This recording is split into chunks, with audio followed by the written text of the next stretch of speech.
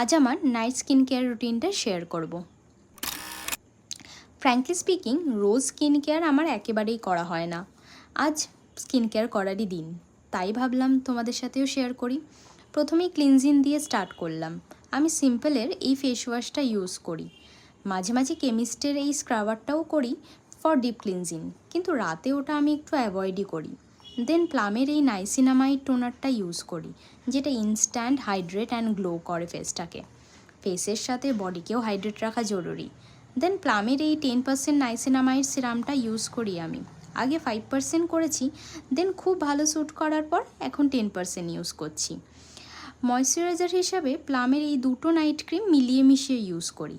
But recent প্লামের এই sleeping মাস্কটা use করছি, যেটা আমার বেশ ভালো লেগেছে। সকালে না একটা আলাদাই গ্লোয়িং করে ফেসটাকে। এই ফেস মাস্কটা ইউজ করার পর খুব ভালো করে একটা মাসাজ দেওয়াটা জরুরি, যাতে করে ফেসের ব্লাড সার্কুলেশনটা ঠিক থাকে, যেটা ফেসকে হেলদি রাখতেও খুব সাহায্য করে। কোনো দিনই আমার তেমন আন্ডার আই ক্রিমের দরকার পড়েনি, বাট রিসেন্টলি প্লামের এই ব্ল্যাক রাইস নাইট জেলটা আমি আই ক্রিম হিসাবে ইউজ করছি, যেটা বেশ ভালোই। যে কোনো পিগমেন্টেড এরিয়াতেই তুমি এটা ইউজ করতে পারবে।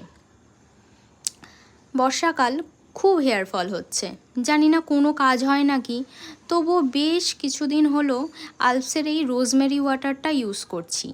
খুব ভালো রিভিউ পেয়েছি, যেই কারণের জন্য এটা ইউজ করছি। তোমরা কেউ কি এটা ইউজ করছো? তাহলে বলো তোমরা কোনো চেঞ্জেস দেখতে পেয়েছো নাকি। অ্যান্ড লাস্টলি ভেজলিন, যেটা আমি ছোট থেকেই as a lip balm use করছি।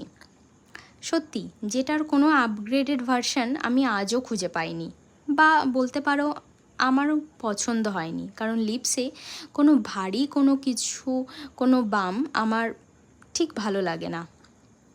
So that's it for today.